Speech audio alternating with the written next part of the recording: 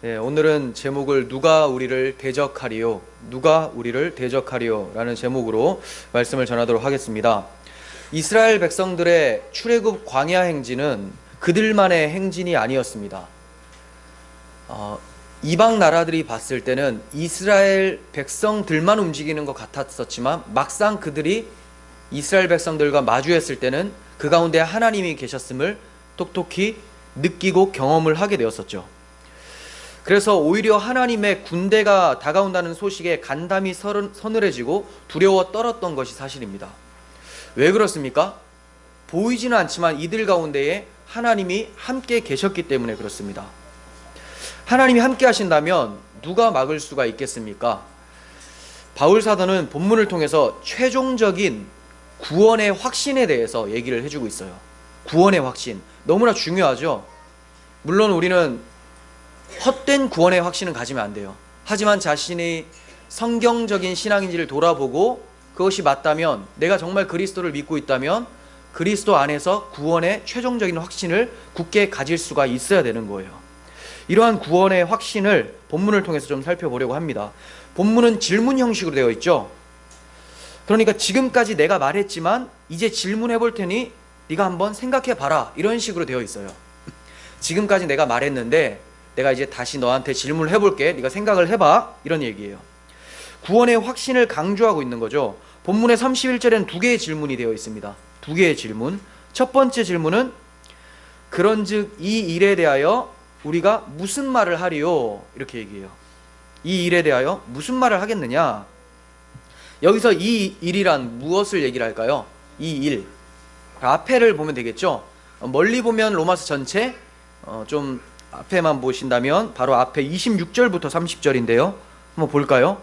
26절부터 바울이 복음에 대해서 얘기를 하고 있어요. 이 복음, 이 일을 너희가 들었으니 무슨 말을 하겠느냐, 이런 얘기인데 26절, 이와 같이 성령도 우리의 연약함을 도우시나니 우리는 마땅히 기도할 바를 알지 못하나 오직 성령이 말할 수 없는 탄식으로 우리를 위하여 친히 간구하시느니라. 마음을 살피시는 이가 성령의 생각을 아시나니 이는 성령이 하나님의 뜻대로 성도를 위하여 간구하심이니라. 자, 여기까지는 무슨 내용입니까? 우리가 너무 연약하지만 연약할 필요가 없다. 왜?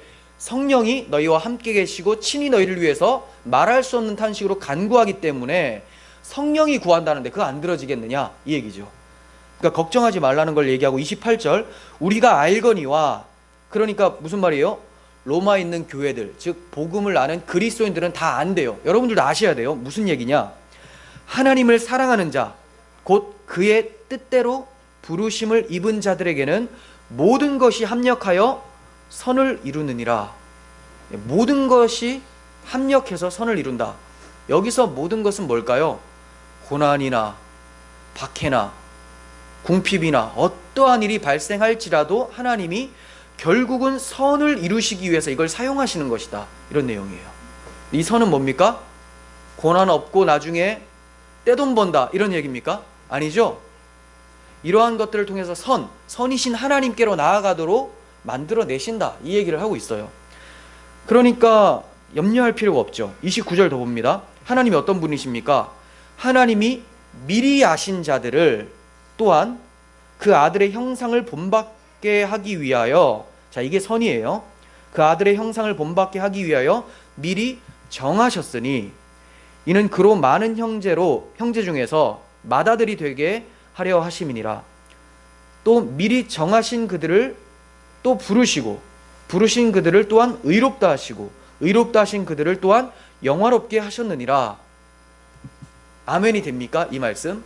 여러분들을 미리 아시고 정하시고 부르시고 의롭다 하셨어요. 의롭다. 근데 여기서 더 나갑니다. 영화롭게 하셨다라고 과거형을 쓰고 있죠. 이상하지 않아요? 여러분 지금 영화의 상태가 됐습니까? 영화는 죄가 없는 상태, 육체가 새로워져서 영화로운 그리스도의 몸과 같은 상태가 되었을 때를 영화로운 상태라고 하는데, 사도 바울은 지금 영화롭게 되었다, 이미 하셨다라고 하고 있죠. 이거 뭡니까? 하나님께서 아시고 정하시고 부르시고 의롭다 하신 자는 반드시 영화롭게 하실 것이기 때문에 이거는 이루어지지 않아도 이미 이루어진 것과 마찬가지다라는 것을 알고 있으라는 거예요. 그러니까 이거를 우리가 아니까 여러분들 이미 영화로운 상태, 천국 백성으로서 이미 완성된 천국에 들어가 있는 상태라는 것을 확신하면서 신앙생활을 하라는 거예요. 그러면 고난이 찾아오거나 궁핍함이 찾아오고 박해가 찾아올 때 무슨 생각이 들까요? 이것은 잠깐 있다 없어지는 안개와 같다라는 것을 여러분들이 인식하시게 되겠죠. 그럼 우리는 무엇을 바라봅니까? 우리가 거할 본향, 하나님 나라, 천국의 시민권자라는 것을 인식하면서 살게 되는 거예요. 그러니까 담대할 수밖에 없는 겁니다. 그리고 바울이 이런 얘기를 하는 이유는 고난으로 인한 불평이나 구원에 대한 의문 같은 것이 이것을 안다면 남아있을 수 있겠느냐? 이런 질문이에요. 오늘 본문을 통해서. 여러분, 불평이 뭡니까? 불평이 왜 나옵니까? 하나님에 대해서 모르거나 그분이 하신 일에 대해서 무지할 때 발생되는 거예요. 하나님이 어떤 분인지를 모르니까, 그분이 나를 위해서 무엇을 해주셨는지를 모르니까 발생되는 겁니다. 하지만 그리스도인들은 이것을 알고 시작하는 사람들이에요. 알고. 모르십니까? 모르시면 그리스도인으로 시작이 안 된 거예요. 자, 여러분들이 그리스도인으로서 이제 하나님 말씀을 듣고자 하는 것은 이해가 가겠지만, 듣고 그리스도인으로 되어지기를 원하는 것은 이해가 가겠지만, 그리스도인이 되었다면 이미 이것을 알고 있어야 돼요. 그게 무엇입니까? 하나님이 누군지, 하나님이 무슨 일을 하셨는지 이걸 아셔야 돼요. 그러므로 모든 의문과 불평이 하나님과 그 하신 일로 인해서 사라지게 됩니다. 사라지게 돼요. 욥의 경우가 그렇습니다. 욥이 어떤 사람이었어요? 하나님과 동행했던 의로운 사람이었음에도 불구하고 굉장히 큰 어려움이 닥칩니다. 뭐 자녀들 다 죽고 가산 다 풍지박산 나고 또 그 종들도 다 죽고 가축들 다 죽고 굉장히 어려운 가운데 있어요. 몸에는 모든 종기들이 다 나서 아무리 긁어도 피가 나도 가려움이 해소가 안 되는 상태. 이런 상태에서 욥이 처음에는 불평이 있죠. 하지만 하나님을 대면하고 나서 이거 뭐라고 얘기합니까? 욥 40장 1절 봅니다. 여호와께서 또 욥에게 일러 말씀하시되, 불평을 했었던 욥에게, 트집 잡는 자가 전능자와 다투겠느냐? 하나님을 탓하는 자는 대답할지니라. 자, 너희 입 나한테 열었지? 불평했지? 한번 얘기해봐라. 나를 만났는데 한번 대답해봐라 했더니 욥이 뭐라고 합니까? 보소서, 나는 비쳐나오니 무엇이라 주께 대답하리이까? 손으로 내 입을 가릴 뿐이로소이다. 이게 하나님을 대면하고 하나님에 대해서 알게 된 사람들의 반응이라는 거예요. 입을 가려요. 하나같이 경건한 사람들의 특징은 하나님 앞에서 입을 가립니다. 천사도 입을 가리죠. 발도 가리고 얼굴도 가리고 입도 가리고 다 가립니다. 6개 날개로 이사야 6장에 나오죠. 다 가려요. 자기는 하나님 앞에 설 수조차 없는 존재라는 것을 알게 되는 거죠. 그러니까 불평이라는 것은 하나님이 어떠한 분인지를 모르고 그분이 나를 위해 무슨 일을 행해 주셨는지를 모르기 때문에 나타나는 현상이에요. 여러분들 불평 가득한 입술이 있다면 회개하셔야 되겠죠. 무엇을 회개합니까? 하나님이 나에게 이토록 엄청난 일, 복음, 자기 아들을 내어주신 이 일을 하셨음에도 불구하고 내가 그것을 망각하고 있다는 것을 회개하시고 그 보좌 앞으로, 은혜의 보좌 앞으로 나아가셔야 돼요. 자, 이제 두 번째 질문을 봅니다. 만일 하나님이 우리를 위하시면 누가 우리를 대적하리요? 라고 합니다. 만일 하나님이 우리를 위하시면 누가 우리를 대적하리요? 하나님께서 우리를 미리 아시고 정하시고 부르시고 의롭다 하시고 영화롭게 하시기로 작정하셨다면 이를 우리 삶 속에서 이루어 나가시는데, 하나님이 또 이것을 이루어 나가시는 분이신데 우리 앞에 가로막아서 하나님께 나아가지 못하게 하는 자가 있을 수 있겠느냐라는 질문이에요. 하나님이 지금 우리와 함께 하시고 우리를 이끌고 가시는데 이것을 가로막을 사람이 있을까? 만약에 있다면 이 사람은 어떤 사람입니까? 능력자죠. 어느 정도? 하나님을 막아설 수 있을 정도의 능력자. 근데 없죠. 없어요. 불가능하다라는 것을 이렇게 질문을 통해서 얘기를 하는 겁니다. 피조물 중에는 절대 있을 수가 없습니다. 창조주의 능력을 피조물이 어찌 능가하겠습니까? 그러므로 이 질문은 하나님의 손에 붙들려 지어져가는 교회에게 두려워 말고 앞으로 나아가라라는 말씀이에요. 하나님 손에 붙들려서 나아가는 교회들, 우리 모든 사람들, 개개인이 다 하나님 손에 붙들려 있어요. 하나님 손에 붙들려서 어디로 나아갑니까? 하나님 품으로 나아가요. 영원한 하나님 나라로 나아갑니다. 이때 두려워할 것이 없습니다. 두려워한다면 하나님보다 그 대적자를 더 두려워한다는 거겠죠. 그 말은 하나님은 이 대적자보다 못한 존재입니다라는 신앙 고백이 되는 거예요. 그런 신앙 고백 해서 되겠습니까? 아니죠. 어떻게 창조주를 앞서겠습니까? 믿음의 선배들은 이러한 하나님이 자신들과 함께 계신다라는 말씀 때문에 담대할 수가 있었어요.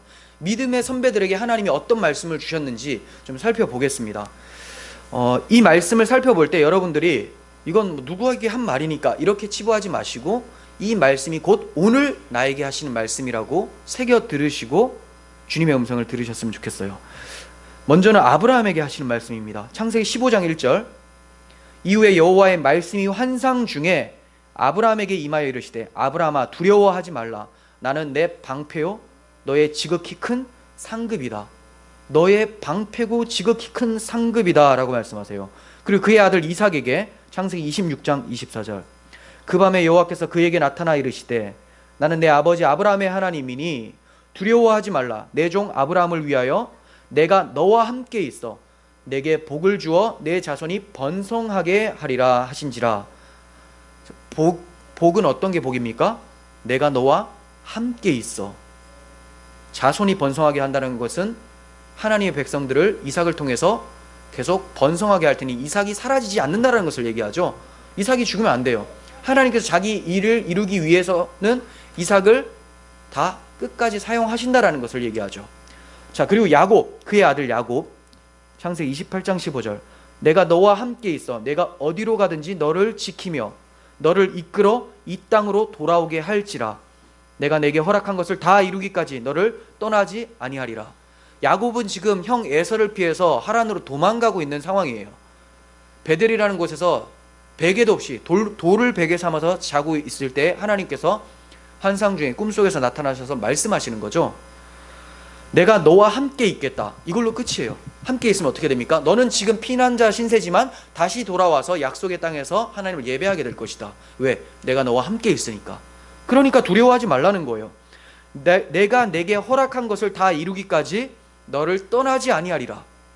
이거 잘 아셔야 돼요. 이것도 얼핏 보면 사람들이 자기식으로 해석을 합니다. 내가 하고 싶은 것을 하나님께서 완성시킬 때까지 나를 떠나지 않는다. 이게 아니죠. 내가 너에게 허락한 것을 다 이루기까지, 즉 누구의 뜻입니까? 하나님의 뜻이 너를 통해 다 이루어지기까지 너를 떠나지 않겠다라는 거예요. 하나님께서 우리를 통해 이루실 일이 뭡니까? 구원이죠. 우리의 구원과 이웃의 구원. 우리 죽을 몸을 통해서, 우리의 입술을 통해서 하나님께서 그렇게 이끌어 가시기까지 우리는 절대 죽지 않는다는 겁니다. 성도가 안 죽는다는 말이 아니에요. 성도를 하나님이 붙잡고 그를 끌고 가시기를 작정하셨으면 그의 사명이 다 이루어지기 전까지는 죽을 수가 없어요. 만약에 성도가 죽었습니다. 그러면 이걸 아이고 해야 될 일일까요? 아니면 하나님께서 이를 통한 그의 사명이 다 이루어졌다고 봐야 될까요? 후자죠. 그래서 이제 하나님께서 다 이루셨으니 그를 안아내기 위해서 부르셨다, 이렇게 보셔야 된다는 거예요. 불신자는 아니겠지만 성도는 그렇습니다. 그와 함께 계시기 때문에 그렇습니다.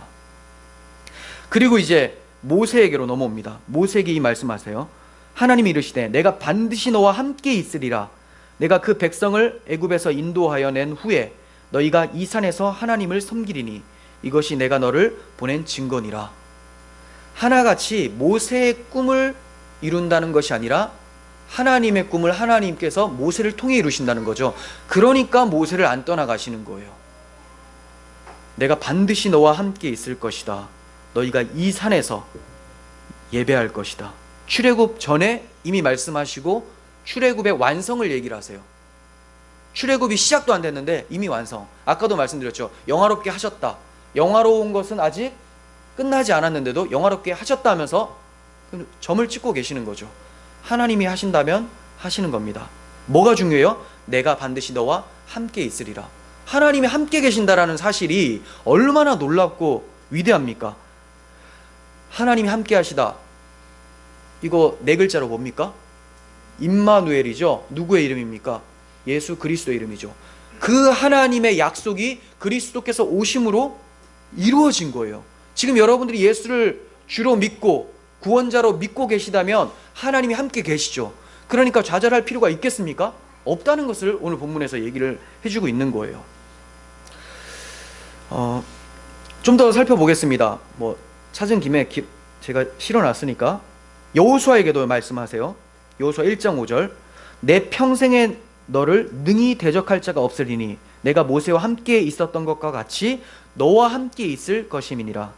내가 너를 떠나지 아니하며 버리지 아니하리니 강하고 담대하라. 너는 내가 그들의 조상에게 맹세하여 그들에게 주리라 한 땅을 이 백성에게 차지하게 하리라. 차지했습니까? 못했습니까? 차지했죠. 들어가서 정복했죠. 여리고성까지 정복했습니다. 아무리 철옹성과 같은 마귀의 세력이 있다 할지라도 하나님이 함께 하시면 손도 안 대고 와 하고 함성 지르니까 무너지는 거예요. 두려워할 필요가 없다는 거죠. 자기 힘으로 여리고성을 무너뜨리려고 하면 두려워지게 마련이에요. 하지만 하나님이 함께 계신다는 것을 인지하시면, 그걸 믿으시면 하나님이 여리고성을 멸망시킨다는 것을 아시면 됩니다. 시편 118편을 또 살펴봅니다. 시편 기자에게 하나님께서 말씀하시기를 여호와는 내 편이시라. 내가 두려워하지 아니하리니 사람이 내게 어찌할까. 여호와께서 내 편이 되사 나를 돕는 자들 중에 계시니 그러므로 나를 미워하는 자들에게 보응하시는 것을 내가 보리로다. 여호와께 피하는 것이 사람을 신뢰하는 것보다 나으며 여호와께 피하는 것이 고관들을 신뢰하는 것보다 낫도다. 자, 이가 이렇게 두려워하지 않고 담대할 수 있는 이유가 뭡니까? 여호와께서 나의 편이라고 말씀을 하시기 때문이죠. 여호와께서 내 편, 즉 내 옆에 계신다라는 인식을 가지고 있어요. 이것을 가지고 있는 사람은 사람을 두려워하지 않습니다. 우리가 대부분 두려워하는 존재는 마귀가 아니죠. 사람이죠. 마귀가 사람을 통해서 역사한다는 걸 잘 모르고 사람을 무서워합니다. 하지만 사람은 물론 마귀 또한 하나님의 손안에 있는데 너무나 그걸 모르고 두려워서 산다는 거죠. 사람을 신뢰하는 것보다 여호와를 신뢰하고 그분께 피하는 것이 훨씬 낫다고 시편 기자가 얘기를 합니다. 마지막 이사야에게 주신 말씀 41장 10절, 두려워하지 말라. 내가 너와 함께함이라. 놀라지 말라. 나는 내 하나님이 됨이라. 내가 너를 굳세게 하리라. 참으로 너를 도와주리라. 참으로 나의 의로운 오른손으로 너를 붙들리라. 이러한 약속이 어디 있습니까? 약속도 한 번 하고 치워야 되는데 계속해요. 왜 그럴까요? 못 알아들으니까, 까먹으니까. 끊임없이 얘기해 주세요. 두려워하지 마라. 왜? 두려워하니까. 놀라지 마라. 놀라워하니까. 계속 내가 너와 함께 있어. 걱정하지 마. 그러다 모세가 저는 말을 못하는데 보낼 자를 보내소서 하다가 완전 혼났잖아요. 똑같아요. 우리 다 그래요. 하나님이 함께 하시겠다라고 말씀을 하시는데도 불구하고 그래도 진짜 함께 하시는 거 맞나? 이런 의심이 찾아오죠. 문제는 하나님이 함께 하시지 않아서가 아니라 내가 하나님과 함께 하는 것을 싫어해서가 그래요. 내가 하나님이 보이지 않으니까 하나님이 하찮게 보여지고, 안 그런 것 같죠? 우리 삶으로 그걸 얘기를 하고 있잖아요. 하나님 안 보이시니까 왠지 힘이 없으신 것 같고, 내 눈앞에 있는 저 사람이, 저 돈이, 저 명예가 더 셀 것 같은 생각, 그런 것들이 다 불신앙입니다. 그러니까 놀라고 두려워한다는 것은 뭡니까? 하나님의 말씀에 대한 불신앙이라는 거예요. 그래서 이렇게 우리가 연약하고 불신앙적인 요소가 많으니까 주님께서 승천하시면서, 유언이잖아요. 유언 뭐라고 하십니까? 볼지어다 내가 세상 끝날까지 너희와 항상 함께 있을 것이다. 본인의 이름도 그렇게 가지고 오셨어요. 나는 임마누엘이야. 가실 때도 내가 너와 함께 하겠다. 근데 또 잊어요. 우리 잊고 살잖아요. 얼마나 우리의 신앙이 이렇게 약합니까? 그러니까 우리의 신앙 또한 어디를 붙잡아야 돼요? 성령의 도우심을 붙잡아야 돼요. 하나님, 이 신앙, 이 믿음은 하나님께서 선물로 주시는 은혜의 선물이니 이 선물 나에게 날마다 부어주셔서 하면서 기도하며 나아가시라는 거예요. 근데 무슨 믿음이 자기로부터 출발되는 줄 알고 기도도 하지 않고 내 믿음 내가 굳게 지켜보리라 하다가 나는 원래 연약하니까 이렇게 그냥 빠지고 그냥 사는 거죠.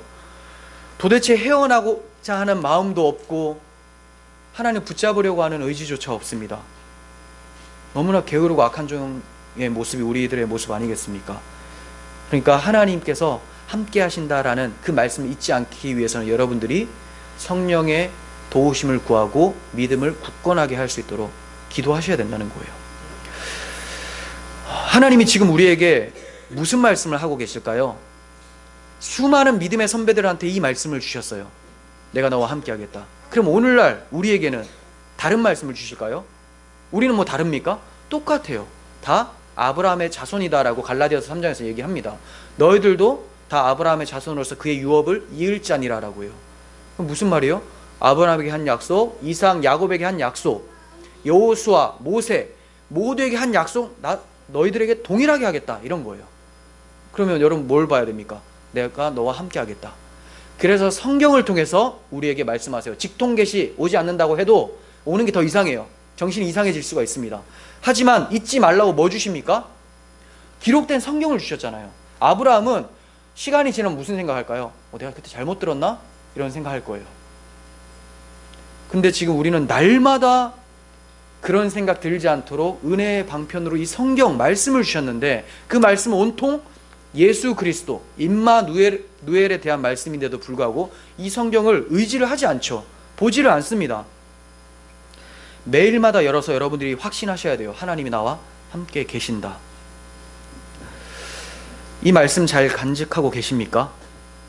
잘 간직하고 계신다는 말은 책장에 잘 간직한다는 말이 아니죠.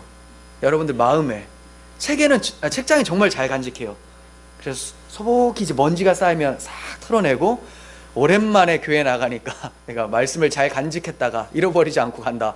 이미 다 잃어버렸죠. 마음에 간직해야 되는데 뭐 어디다 간직합니까? 책장이 구원받습니까? 여러분들의 영혼이 구원받아야 되는데 자기 영혼은 생각지 않고 책장에 너무 비치해 놓은 경향이 많다는 거죠. 성경을 통해서 하나님께서 나를 사랑하시고 내 편이시고 나를 위로해 주신다는 것을 깨닫고 구원을 확신하시길 바랍니다. 그렇게 되면 바울처럼 하나님이 우리를 위하시면 누가 우리를 대적하리요, 이런 말을 할 수가 있게 되는 거예요.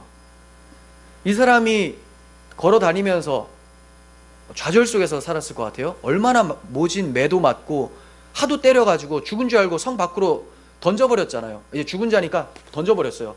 다시 일어나가지고 다시 담대하게 복음을 전합니다. 실패자 같지 않죠. 왜 그렇습니까?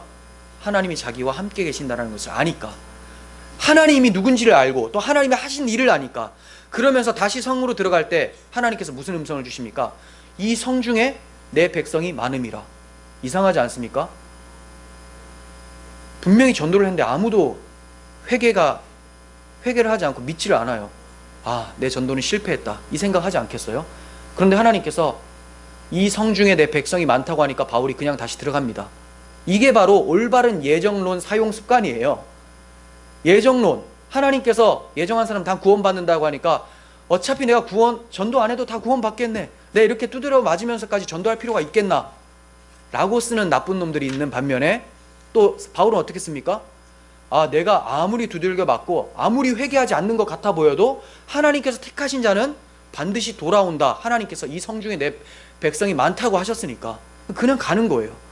예정론을 경건한 사람들 이렇게 사용해요.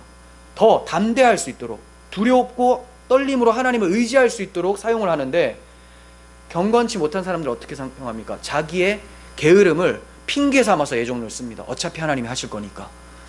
절대로 그 사람을 통해서는 일을 하지 않죠. 그런 사고를 가지고 있으면. 성도는 주를 위해 무언가를 하고 싶어 해요.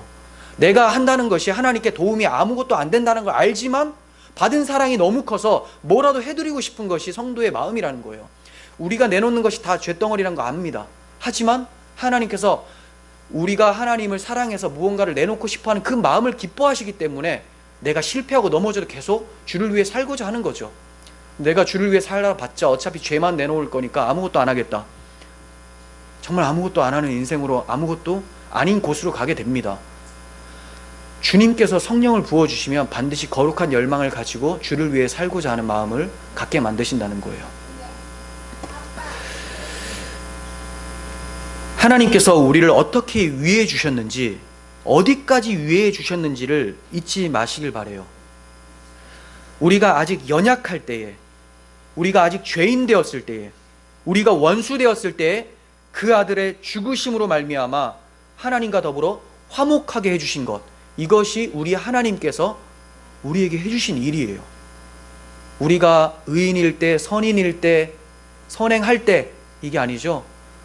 연약할 때, 그리고 연약할 때, 원수 되었을 때, 죄인이었을 때, 우리를 위해 그 일을 행해 주셨다. 아들을 내어 주시기까지 하셨다. 여러분에게 아무리 잘하는 사람이라고 해도 여러분들의 가장 소중한 것을 주기는 어려울 거예요. 근데 여러분들을 칼로 찌르려고 하는 사람한테 가장 소중한 것을 줄 수 있겠습니까? 매를 줄 수는 있겠죠. 여러분들이 다른 칼을 쥐고는 있겠죠. 하지만 하나님의 사랑은 달라요. 산상수훈에서 뭐라고 합니까? 오른뺨을 맞으면 왼뺨을 돌려대라고 하죠. 하나님이 그렇게 하셨다는 거예요. 하나님을 모독해서 하나님의 뺨을 때릴 정도로 반역한 죄인들에게 왼뺨을 돌려대면서, 그 누가 맞았습니까? 예수님이 또다시 맞은 거죠. 그래서 우리를 구원해 내신 거예요. 그 사랑을 잊어서는 안 된다는 겁니다. 이것을 아는 것이 힘입니다. 믿는 것이 힘이에요. 그리고 이것으로 마치신 것이 아닙니다. 우리의 연약함을 도우시기 위해서 성령을 보내주세요. 고아와 같이 내버려 두지 아니하시고 성령을 보내주시죠. 그래서 이제 우리와 함께 계셔서 우리 속에 내주하시면서 우리를 위해 살아가게 하십니다. 하나님을 위해, 주님은 우리를 위해, 우리는 주를 위해 살도록 만들어내시는 거죠. 하나님이 우리를 미리 아시고 미리 정하시고 부르시고 의롭다 하시고 영화롭게 하시면서까지 위해 주셨다는 사실을 잊어서는 안 됩니다. 마귀는 끊임없이 우리를 대적을 합니다. 그게 그의 일이에요. 자기 일에 굉장히 열심히 해요. 마귀적 열심만 있어도 우리 믿음은 대단할 것 같아요. 마귀는 쉬지 않고 일을 해요. 근데 우리는 쉬지 않고 하나님을 바라보지 않죠. 하지만 우리가 구원이 확실한 것은 뭡니까? 하나님이 쉬지 않고 우리를 바라보시기 때문에 그런 거예요. 얼마나 은혜로우십니까? 그렇다고 여러분들이 쉬지 않고 주님을 바라보지 않는 것을 정당하면 안 돼요. 우리는 끊임없이 주를 바라봐야 되지만 우리가 못 볼지라도 하나님은 우리를 보고 계신다는 것을 여러분들이 아셔야 돼요. 그래서 마귀를 이길 수가 있죠. 마귀가 얼마나 열심으로 우리를 공격하는지 베드로 사도가 얘기를 합니다. 베드로전서 5장 8절, 근신하라, 깨어라, 너희 대적 마귀가 우는 사자같이 두루다니며 삼킬 자를 찾나니 너희는 믿음을 굳건하게 하여 그를 대적하라. 이는 세상에 있는 너희 형제들도 동일한 고난을 당하는 줄 알미라. 마귀가 우는 사자같이 두루 삼킨 자를 찾는다. 배고파서 난리가 났어요. 잡아먹으려고. 이때 깨어있지 않으면, 믿음에 서서 굳건하게 깨어있지 않으면 잡혀먹는다는 거죠. 대적하라는 겁니다. 마귀가 공격해서 고난이 오는 것은 당연하다. 너희 형제들도 동일한 고난을 당했었다. 이렇게 얘기합니다. 누굽니까? 아브라함, 이삭, 야곱, 모세, 여호수아 다 당했죠. 한 명도 안 당한 사람이 없어요. 그런데 성공의 복음, 기복의 복음 이런 게 어디 있습니까? 예수 믿으면 모든 것이 다 잘 되고 여러분들은 요셉과 같이 총리가 될 겁니다. 이런 거짓말이 어디 있습니까? 요셉도 감옥에 들어갔어요. 감옥에 들어가는 거 먼저 생각하시라니까요. 바울도 감옥에 들어갔죠. 복음을 전하고 세상과 반대되는, 역행하는 복음을 전하면 감옥에 들어갈 수도 있는 거예요. 그런데 결국은 총리처럼, 요셉처럼 총리로 만들어주시죠. 이 세상에서가 아니라 하나님 보좌 우편에 그렇게 세워주신다는 거예요. 바울이 총리 돼서 죽었습니까? 그냥 죽었어요. 베드로 거꾸로 달려서 죽었어요. 하지만 하나님 나라에서는 그는 총리입니다. 예수 그리스도와 함께 보좌 우편에 앉아 계시기 때문에 그렇습니다. 왕 같은 제사장이 되어 있는 것이죠. 그러므로 우리는 믿음으로 굳건하게 서서 마귀를 대적해서 승리해야 됩니다. 이미 넉넉하게 이기신 그 주님이 우리로 하여금 너희도 이겨라 라고 하는 거예요. 자신의 이김에 동참하라는 거죠. 너희가 이길 수가 있다가 아니라 내가 다 이겨놨으니 너희가 나의 이김에 동참을 해라. 그 동참 뭡니까? 믿음이에요. 믿음. 내가 너와 함께 하겠다는 그 믿음을 잃지 말라. 마귀는 우리를 대적하지만 이 대적을 성공할 수는 없어요. 잘 아셔야 돼요. 대적은 합니다. 매일같이 해요. 지금도 할걸요. 지금도 여러분들의 정신에 찾아 들어가서 잠이라는 것을 줄 것이고 혼란스러움을 줄 것이고 냉장고에 있는 피자를 생각하게 만들 거예요. 하지만 성공할 수는 없어요. 성공했다면 빨리 깨어나십시오. 자, 그 이유를 베드로 사도가 이어서 얘기를 합니다. 베드로전서 5장 10절, 모든 은혜의 하나님 곧 그리스도 안에서 너희를 부르사 자기의 영원한 영광에 들어가게 하신 이가 잠깐 고난을 당한 너희를 친히 온전하게 하시며 굳건하게 하시며 강하게 하시며 털을 견고하게 하시리라. 권능이 세세 무궁토록 그에게 있을지어다. 아멘. 왜 마귀가 실패할 수밖에 없다고 합니까? 하나님의 권능이 성도에게 있기 때문에 그 권능을 마귀가 이겨낼 수가 없다는 거예요. 하나님의 권능이 있기 때문에. 잠깐 고난 당하는 것은 뭡니까? 하나님이 허락하시는 거예요. 자, 마귀가 이거 고난이라는 것을 사용해서 넘어뜨리려고 하는데, 내가 넘어지지 않을 정도까지는 내가 허용하겠다. 이것을 통해서 예수 그리스도의 고난의 의미를 알고 더 간절히 주를 찾고 주를 사랑하도록 만드시는 하나님의 방편으로 주실 수 있다는 거죠. 근데 아주 엎드러지도록 성공하도록은 안 하신다는 거예요. 하나님께 권능이 있기 때문에 그렇습니다. 이 고난이 결국 우리를 온전하고 굳건하며 강하고 견고하게 한다고 베드로 사도는 얘기하고 있습니다. 그러니까 고난을 두려워하지 마십시오. 물론 고난은 싫습니다. 고난이 좋다는 것은 좀 문제가 있죠. 하지만 고난이 없기 때문에 내 신앙이 불안하게 느껴질 때는 하나님, 고난 당해서라도 바꾸어 주시는 하나님의 은혜가 필요합니다 라고도 고백해 보십시오. 더 중요한 것은 고난 당하기 전에 미리 스스로 낮출 수 있는 믿음도 또한 주십시오. 온통 기도할 게 천지죠. 하지만 우리는 너무나 안 해요. 기도하려고 하면 뭐 기도하지? 이미 통장에는 지난달보다는 좀 괜찮아졌기 때문에 조금 더 달라고 하는 것은 양심상 문제가 있는 것 같고, 뭘 기도할까? 타인을 위해서도 기도하고 여러분들 영혼을 위해서 기도하시고 하나님의 영광을 위해서 기도하시길 바랍니다. 대적자 마귀가 고난으로 찾아올 때 무슨 생각을 하셔야 되겠습니까? 저놈이 찾아온다, 큰일 났다, 이렇게 하실까요? 아니에요. 권능의 하나님이 우리를 위한다면 누가 나를 대적하리요? 이렇게 생각하셔야 돼요. 마귀의 공격에 대해서 깨어는 계시되 두려워하지는 마십시오. 보고는 있으되 두려워하지 마시라는 거예요. 여러분과 마귀가 싸우면 누가 이길까요? 네, 뭐 양면성이 있는 것 같죠? 네. 여러분은 그리스도인이죠. 그리스도인과 마귀가 싸우면 누가 이길까요? 그리스도인이 이기죠. 왜? 그리스도라고 하는 이름이 붙어 있잖아요. 그 이름 때문에 그래요. 우리가 뭐 잘나서가 아니라. 야고보서 4장 7절은 이렇게 얘기합니다. 그런즉 너희는 하나님께 복종할지어다. 마귀를 대적하라. 그리하면 너희를 피하리라. 희한하죠. 피한대요. 왜 피할까요? 무서우니까. 우리가 무서울까요? 하나님이 무서우니까 피하는 거예요. 어떻게 이 일이 가능합니까? 이어서 말해주죠. 야고보서 4장 8절, 하나님을 가까이 하라. 그리하면 너희를 가까이 하시리라. 마귀가 피하는 이유를 알겠죠? 하나님을 가까이 하니까 하나님 옆에 딱 붙어 있으니까 건드리지 못하는 거예요. 그런 거 있잖아요. 어떤 뭐 표범 같은 맹수가 어린 곰을 잡아먹으러 왔을 때, 엄마 곰 옆에 피했을 때 그걸 딱 발견하면 표범이 그냥 도망가죠. 그런 것처럼 우리가 하나님께 피하면 마귀는 알아서 피합니다. 그래서 앞에 뭐라고 했습니까? 하나님께 복종할지어다 라고 먼저 하고 마귀를 대적하라라는 거예요. 이게 순서예요. 하나님께 복종하지 않으면서 순종의 삶, 믿음의 삶이 전혀 없으면서 나는 그리스도인이니까 마귀는 날 피할 거야, 얼마든지 오라고 환영하죠. 마귀야, 오라. 우린 글로 가면 안 돼요.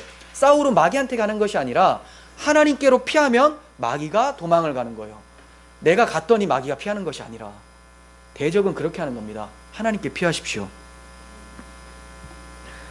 대적이 아무리 강해도 우리를 위하시는 하나님의 권능을 이겨낼 수는 없어요.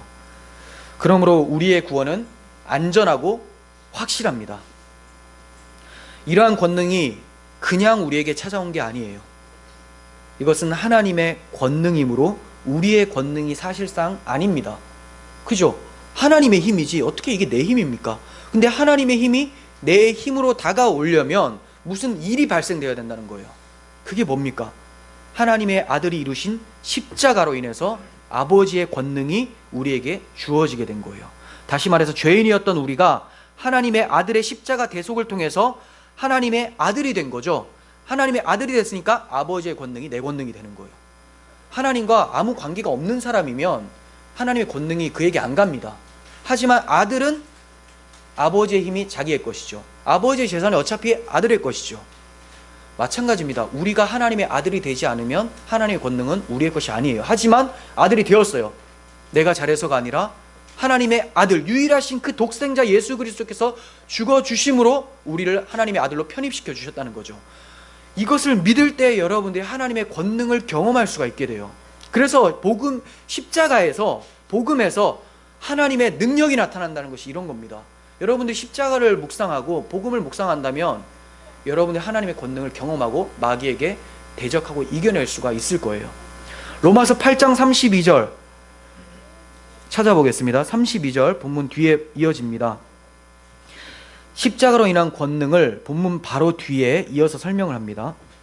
자기 아들을 아끼지 아니하시고 우리 모든 사람을 위해 내주신 이가 어찌 그 아들과 함께 모든 것을 우리에게 주시지 않겠느냐라고 이어서 나오죠.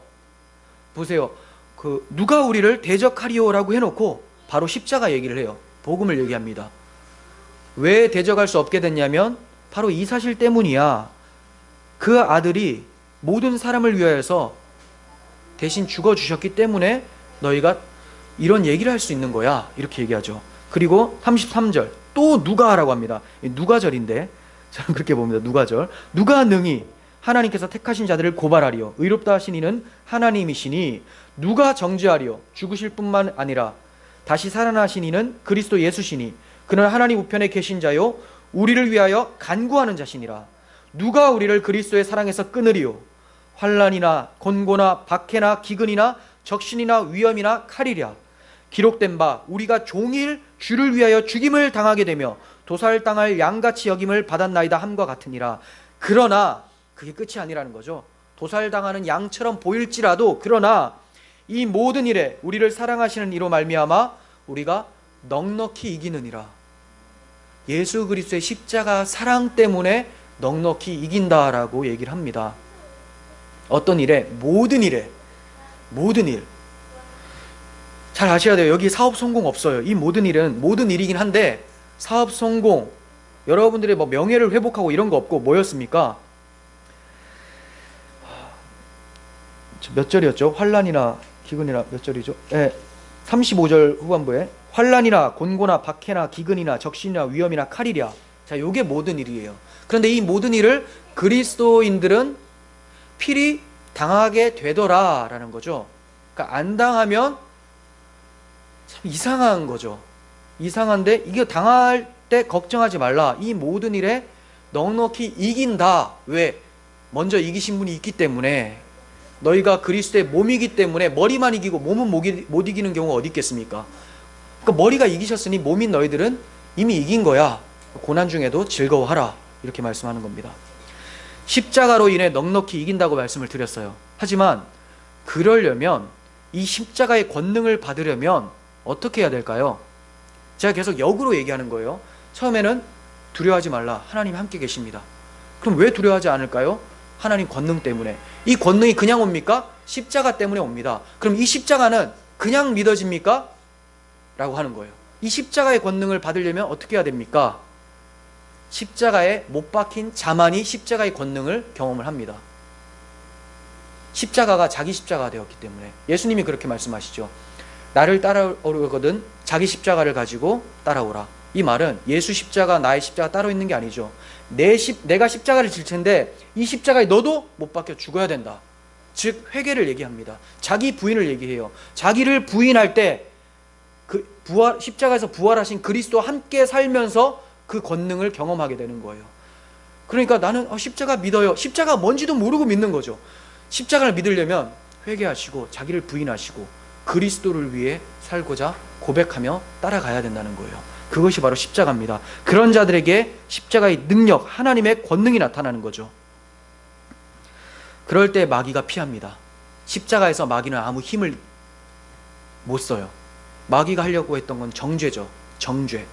죄인을 정죄하는 것은 당연한 거 아니겠습니까? 그래서 마귀는 당연한 짓을 한 거예요. 자기가 넘어뜨리고 죄를 지었으니까 하나님, 이놈 죄를 범했으니까 의로우신 재판장이신 하나님이 이를 처형하십시오라고 했더니 하나님이 그래 알겠어 하면서 자기 아들을 대신 처형해버린 거죠. 그러니까 이제 더 이상 검사 역할을 하던 마귀가 할 수 있는 게 뭘까요? 꿍시렁 거리는 것밖에 없어요.